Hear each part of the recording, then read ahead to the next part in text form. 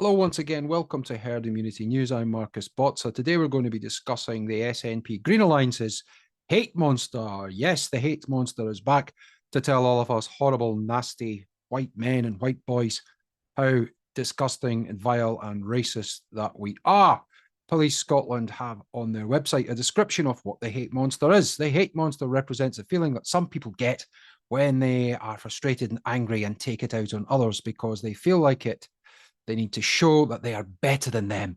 In other words, they commit a hate crime.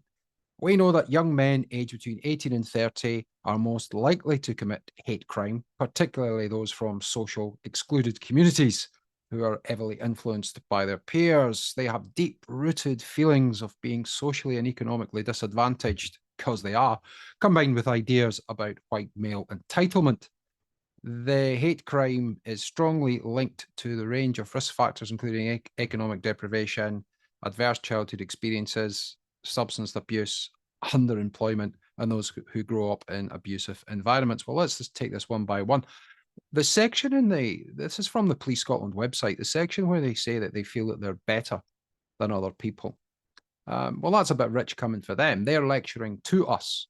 Obviously, they feel that they know more than us. They're better than us, and they can patronize the hell out of us.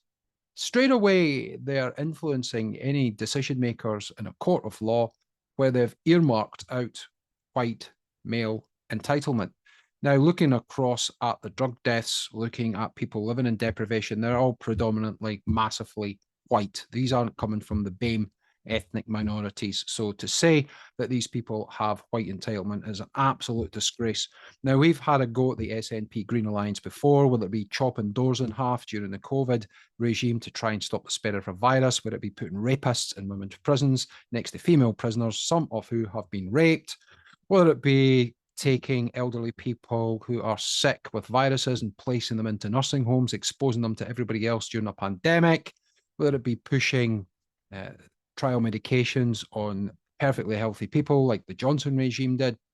We've had a go at the SNP. We could go on about how woeful their economic record is as well, and how they're doing worse almost every single sector of functionary government devolved powers. We could do that. Okay, they're shutting down the oil refineries and the gas pipelines as well, and they're all going for windmills. Yes, we get that. They're opening their borders up to every single person who wants to come across and put them in the 4- and 5-star hotels. We get that too. But this hate monster really got our goat. We don't hate it. We're completely apathetic towards it. We have nothing but contempt for it, which is perfectly legal and legitimate, or at least it should be. If they want to get into definitions of what things are, the opposite of hate, people are going to have to look all these things up if they're going to be pulled before a court, just to see that they have contempt, they're emotionless, they may be aloof, they may be cool towards these diktats and initiatives. They may be disinterested, dispassionate, disengaged, feel that they're dull. They have no sensibilities towards these whatsoever. Good old-fashioned stoicism that we used to see in Scotland and the rest of the United Kingdom. But what really troubles us here at Herd Immunity News and a lot of people out there is that we have a weaponized and politicized police force. Now, they've done this already throughout history. We've seen what the Gestapo were doing in 1930s Germany, seen what the KGB were doing in the former Soviet Union, and of course the Stasi and East Germany. Now, we're not saying that Scottish police are any of these groups, but the behaviour is starting to mirror those groups when you're politicising your police force over what people think, what people say, and their reactions to your initiatives. Then we are very concerned indeed. Now, this is going to grab a lot of headlines and grab a lot of details because it's another attack on white men, the easiest target that there is out there. They're not in any protected category unless they're perhaps gay or they're converts to certain religions.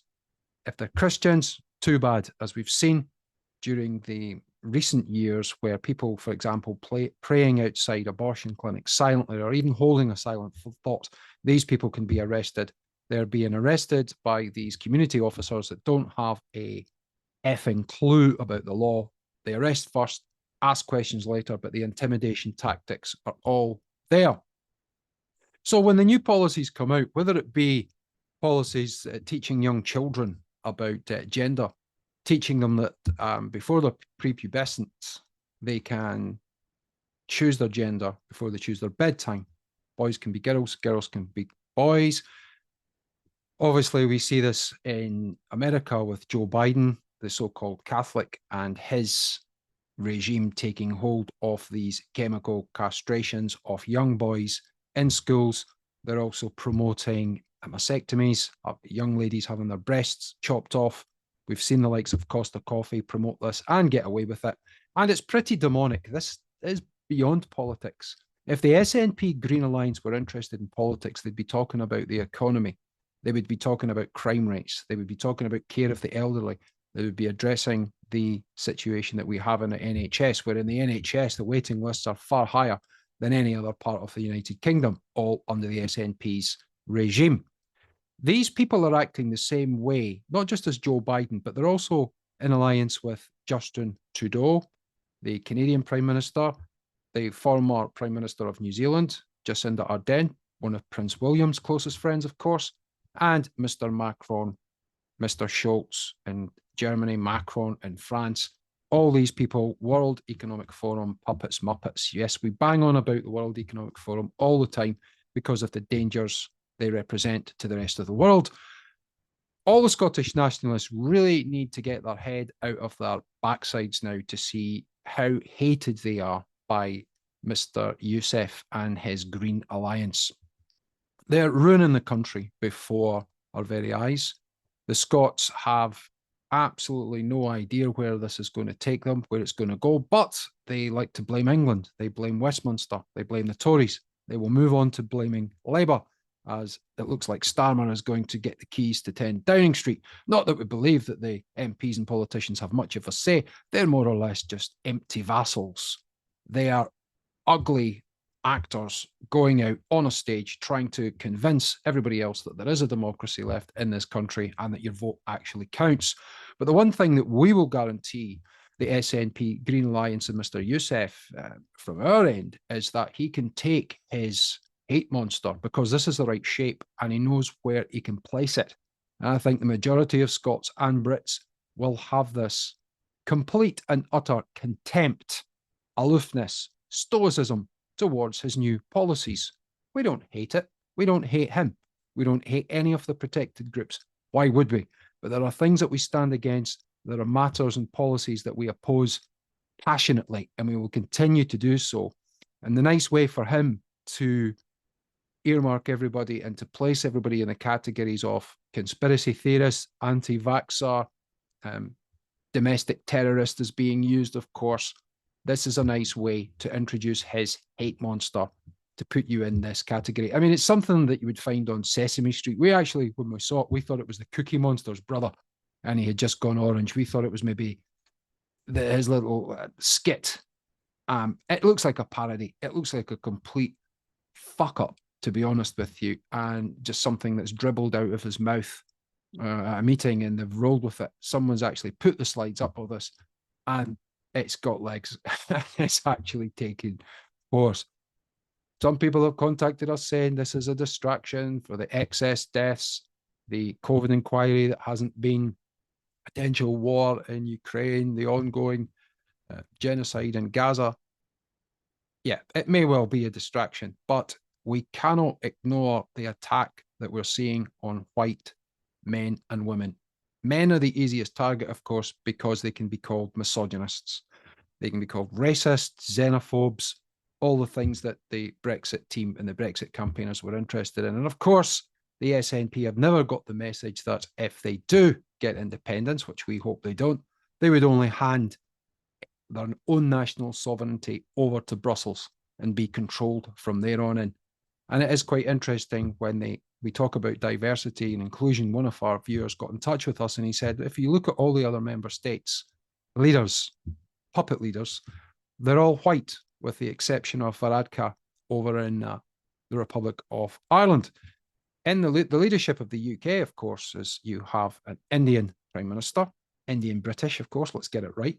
you have a Pakistani Muslim mayor in London. In Scotland, you have a Pakistani Muslim First Minister. Wales have recently appointed an African Welshman. And then you have a situation where ethnic minorities are being pushed and promoted over and above the people of this country. And it's an absolute disgrace. The language that's been used by companies like the BBC, Channel 4, who have exclusive non-white posts available. They are not interested in hiring anyone who isn't of BAME description, black and ethnic minorities. The RAF have been caught of doing this as well. It's in every single function of our government. It's in every single section of the civil service. It's penetrated now into attacks onto the indigenous peoples of Scotland, England, Ireland, and Wales. And if we allow this to happen, it's only going to get more and more difficult for people to remain in this country and stay in this country who are white. It's an absolute abomination, an absolute disgrace, and we stand up against it. And as we said before, Mr Yousaf can take his hate monster and he can shove it, because it is the perfect shape for that journey into the nether regions of Mr Yousaf. Obviously, we hope that the hate monster will be all right with this journey. So apathy's fine, stoicism fine. Hate, that's obviously going to be down to a court. And if you're white and in that age range of 18 to 30, you're earmarked. The crosshairs are on you, and you better start rebelling against it now and pushing back on it, just the way the public did when Adam Graham or Isla Bryson was placed in Corton Vale, being a multiple rapist, put in beside women who were rape victims. There are groups in Scotland fighting back against this. But you're hearing hardly anything from the Conservative Party. In fact, they were members of the Conservative Party voted for the Gender Recognition Act. The three of them, I think, three MSPs voted for this. And normally you would think these people would be opposed to such acts. But no, they were up for the game. Jack Carslaw was one of them, who is quite a left of centre Conservative. And the more you look at the Conservative Party, the more you see it's a busted flush. There's nothing really in Scotland. There isn't a reform presence. There isn't any parties really willing to stand up against this sort of rubbish, lunacy, and racist political acts coming out of Holyrood being given to the police. We'll bet that most of the police aren't interested in this. Most of the majority of police are white themselves, although Police Scotland and the Yousaf regime are doing their best to make that a thing of the past. They're looking for quotas now, whereas 50% of each function and level of the civil service will be non-white. It's wrong. It's racism personified. The hypocrisy, of course, is off the charts. A lot of Scots won't see this, and they will pick on their own people. They will point the fingers at people like myself, Herd Immunity News, other channels that are speaking out against this thing. They will come after us with everything they've got. But luckily for us, and certainly unluckily for them, we really don't give a damn about what they think.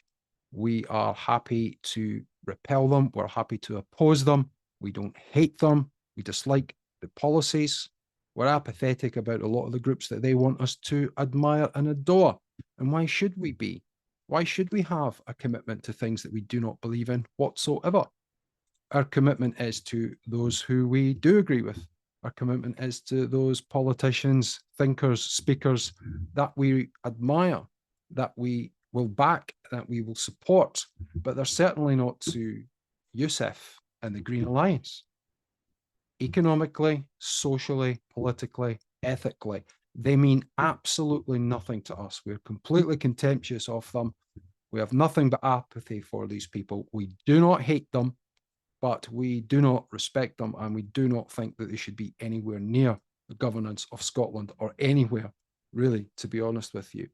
We're hoping that the SNP membership can actually see this, can see this type of identity politics is toxic, to earmark and identify white males between 18 and 30 years of age as the problem is an absolute disgrace. And what it will do is it will give prejudice to them in any court cases, applying for jobs, all the situations that you can think of where one's background and character are taken into account and consideration. On the other side of the coin, if you're non-Scottish, non-British, non-white, non-Christian, you will be given a much easier go of everything. Whether it be job applications, whether it be up before the courts, any associations that or any dealings that you might have with a financial regulator. We've already seen what's happened with the debanking scandal. Well, that's not gone away. The Financial Control Authority will be on it. Everything that you say and do, unless you come from a particular background, you will be given a much easier go of things. We're disgusted by it, and we certainly will keep going on about it until something is done about it, or until enough people rebel against it and take peaceful, positive action, decisive action, just the way that we all did during the placement of a double rapist in a women's prison. We will pursue these stories. I will pursue these ideologies that you would think Monty Python or Ben Elton had come up with, or even Spike Milligan from his eyes. Let's tip the hat to old Spike. They would never have come up with this stuff because nobody would have bought it. It's so insane that you would earmark, put the crosshairs on, target white men between the age of 18 to 30 from socially, economically deprived backgrounds. My God, they've got it hard enough. They live in Scotland under the SNP. And now if they complain, they're going to be called hateful. The hate monster is here. But we think the hate monster will eat itself, because that's what hate does. It consumes itself and it disappears off the face of the earth. And that's where we'd like to see a lot of these policies go. Obviously, no harm to any of the politicians personally. This is the next thing that we'll see coming to the fore. We've already seen people like Tobias Elwood down in England. His people have been camping outside his house and shouting and protesting. It's pointless. It really is. You've got other platforms that you can use. There are peaceful areas that you can protest in throughout cities without disturbing traffic flow or people going about their business. Certainly camping outside someone's house or touching someone, shouting abuse at someone. We saw Lee Anderson very recently being shouted at by a black lady, or we'll believe it's a lady, but we're not sure. It could be a man. Nobody knows these days. But this black individual was haranguing Lee Anderson as he's walking down the street. Lee obviously has just become a Reform MP, switching over from the Conservatives in Ashfield, his constituency, and he's just abused and shouted at. Nothing will happen to this woman whatsoever. Now, let's reverse that around. Let's say it's Diane Abbott walking through London, and there's a white man or a white woman screaming abuse, F-bombing them all the way along the road, calling them scum, shouting at them. You can guarantee that that person, that white person, would be arrested on the spot, and they'll probably be doing time right now. And maybe that's the right thing to do. But again, this is another example of these culture wars being flamed. Yes, there's a lot of you out there saying ignore it. It's not important, but it is important. It's important because the two-tier policing is actually meant that anyone that wants to complain or speak out against these acts against white men and women is now being shunned, and they're easy cannon fodder, basically. They're easy to get convictions on, and they're very, very easy to cancel. It's happened time and time again. They can't cancel everybody, and the more people that speak out against these acts against white Indigenous people, the better. You've obviously got to have broad shoulders about it, because you're going to be called racist. You're going to be called xenophobic. You're going to be called hateful. You will be subject to perhaps a knock at the door, or some of the laws that Scottish police are introducing right now.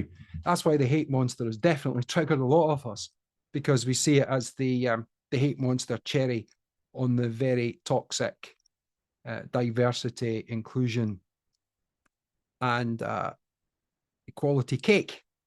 The ESG DEI diktats that are enforced on every single part of this country are racist.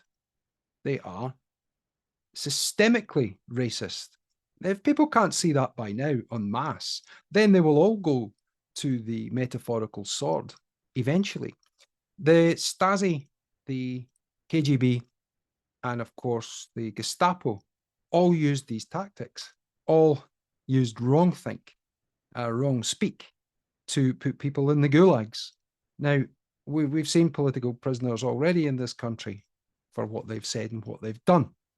They are out there in public display. We might not agree with everything or anything that they say, but we certainly don't agree with people being locked up. We're obviously in the UK, the mainstream media, are criticising President Putin for locking people away, and obviously they're saying that Navalny's case, he's murdering these people. We don't know if that's true. It's unlikely that anything that comes out of the MSM legacy media machine will be true, and it should definitely be cross-checked. One should pump the brakes on this information. But as far as the Scottish government of SNP Green Alliance is going, we can see that it's the same as Trudeau's Canada, Macron's France, Ardern's New Zealand. It's woeful. Yeah. And the more people that stand up against this, the better. I'm hoping that there are enough Scots left to have a backbone to see that the lunacy of this, but you never know. During the COVID lockdown period, the Scots were compliant completely to the mask wearing. They were lining up in town halls for their trial medications. Obviously, that's changed now. You see the uptake on the boosters is down to something like 4 or 5%, where initially in Scotland you had 93, 94% compliance. Those are the official figures. Whether they're right or not, who knows? But most people were all queuing up for it. But they've got to learn the hard way. This is a huge worry for people who live in Scotland to see it's finally going down the toxic globalist plug hole. And the attack on white males, it'll come to white women as well. We see it on Christianity. The churches have all been penetrated with globalist socialists at the helm, spouting their garbage from the pulpit about net zero. Obviously, the SNP are in bed with the Greens. We saw the last oil refinery in Scotland in Grangemouth being shut down recently. The natural gas fields in the North Sea have all been capped off by the same companies who are actually placing these ridiculously inefficient offshore wind turbines. You're seeing that the wind turbines in Scotland, if you have a good look, some of them work, some of them don't. When it's very, very windy, over 70 miles an hour, they don't even function. They don't work. We won't get bogged down in net zero today because we could be here for another hour talking about the lunacy of green tyranny. But that's it for today. The hate monster can take a nice journey somewhere around Mr Yousaf, and he can stay there as far as we're concerned.